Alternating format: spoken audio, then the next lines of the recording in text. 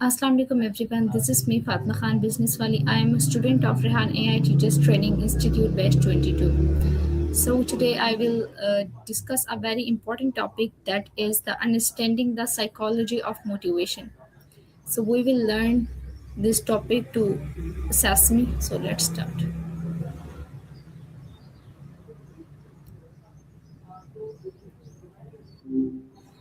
Hey, Fatima. Good to hear from you. What's on your mind today? Hello Maya. Today we discuss the topic is understanding the psychology of motivation. Okay, sounds interesting. So, what specifically about the psychology of motivation are you curious about?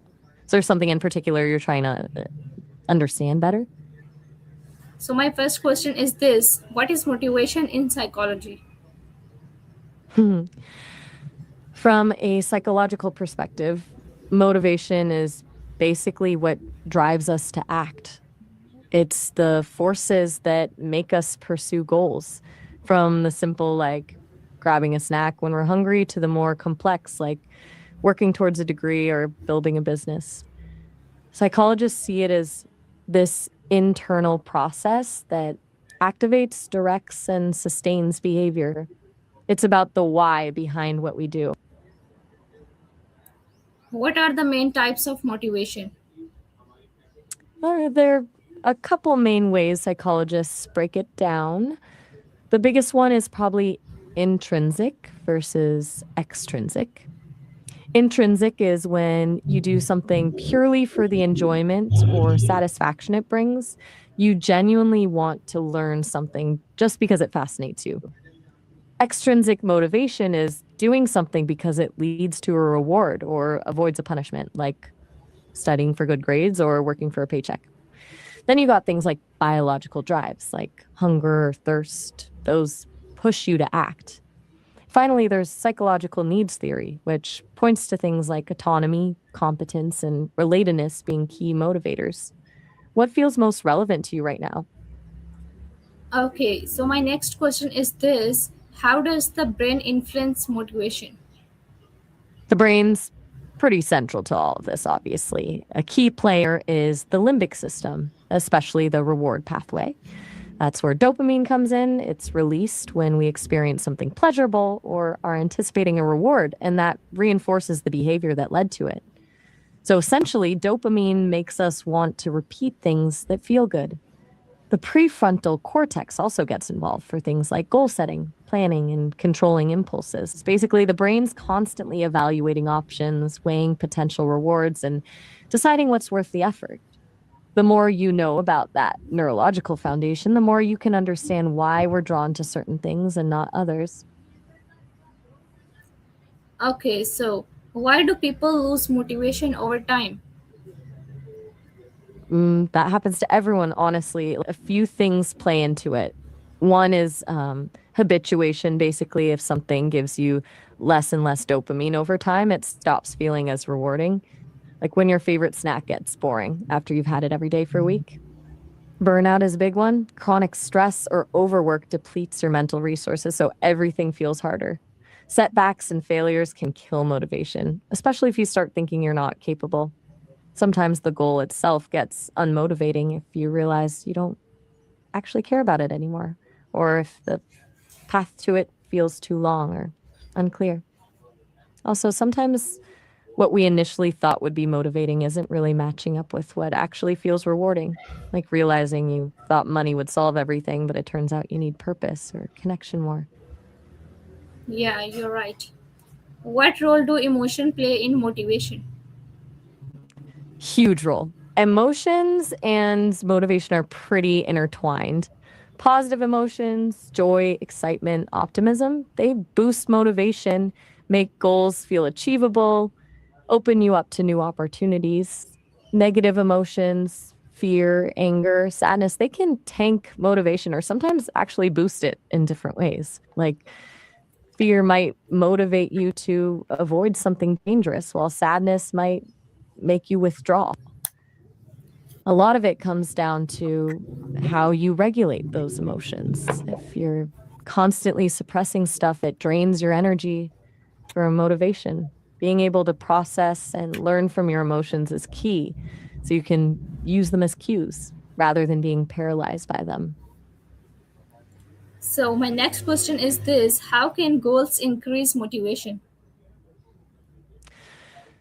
Goals are like direction markers for your motivation, but it's not just about setting them, it's how you do it. Specific, measurable goals work way better than vague, I want to be happier types of things. Breaking down big goals into smaller steps makes them feel less overwhelming and gives you little dopamine hits along the way for each step you complete. Setting challenging but attainable goals keeps you engaged. Too easy, you get bored. Too hard, you get discouraged. And alignment matters too. If the goal actually connects to your values and what you care about, it's way easier to stay motivated. What is self-determination theory? Self determination theory is a pretty influential framework in psychology. Basically, it says people are motivated to grow and change when they feel like they have three key psychological needs met: autonomy, competence, and relatedness. Autonomy is about feeling in control of your choices, like not being controlled by others. Competence is feeling capable and effective at what you do. Relatedness is feeling connected to others and belonging. When those needs are satisfied, motivation becomes more intrinsic, meaning you do things because they're interesting and satisfying in themselves, not just because of rewards or pressure. The theory is pretty useful for understanding motivation in work, education, relationships, basically anywhere you care about people having genuine drive. Yeah. How does reward affect human motivation? Rewards complicated. On one hand, rewards work. They definitely increase behavior in the short term, especially extrinsic motivation. The dopamine system kicks in and it feels good. But the thing is, too much reward or using it the wrong way can actually backfire. If you always need an external reward to do something, you may lose that intrinsic interest, like when you stop doing something when the reward stops.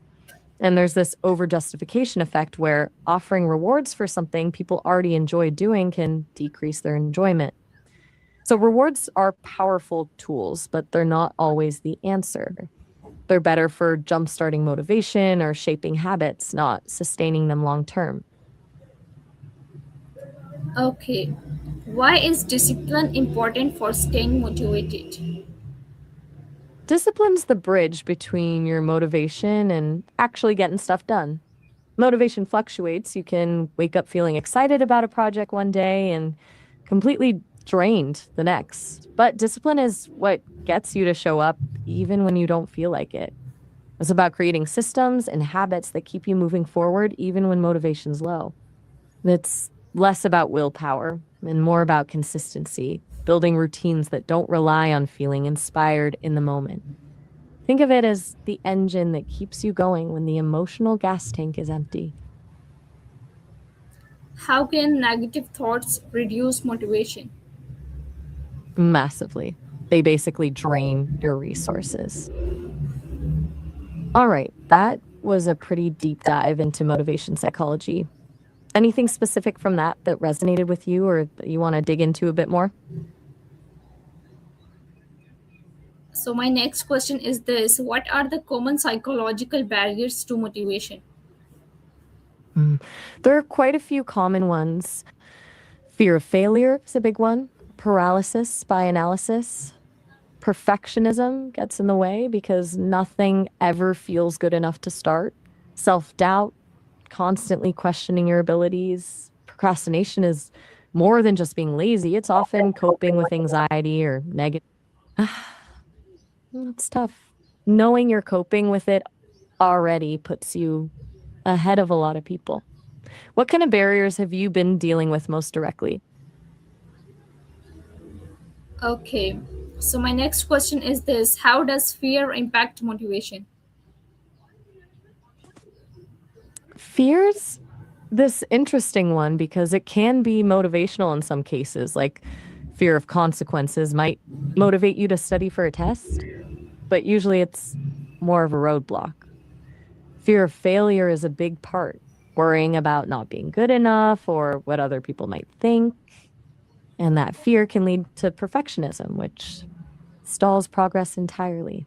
And then there's fear of the unknown, being scared of trying something new. It causes paralysis because you'd rather stick with what you know instead of facing uncertainty. It feels safer to not try, even if not trying means staying stuck. Okay, my last question is this: what daily habits increase long term motivation? A few things. Start small, tiny, achievable wins, build momentum and confidence. Routine is huge. Even a simple morning ritual can set a motivating tone for the day. Break down tasks, big projects feel overwhelming, smaller steps feel manageable. Mindfulness, staying present helps reduce anxiety and increases focus. Self compassion, being kind to yourself when you stumble. Gratitude practice, focusing on the positive shifts your mindset. Celebrating wins, even small ones, it reinforces positive behavior. And finally, prioritize rest. Burnout kills motivation faster than it's not glamorous stuff, but the consistent habits make all the difference over time. Okay, thank you, Maya. Nice to talk to you. Nice talking with you too, Fatima. That was a really thoughtful set of questions about motivation. I can see you're really thinking deeply about this. Hope it was helpful for you to break it down that way. Okay, bye. Bye.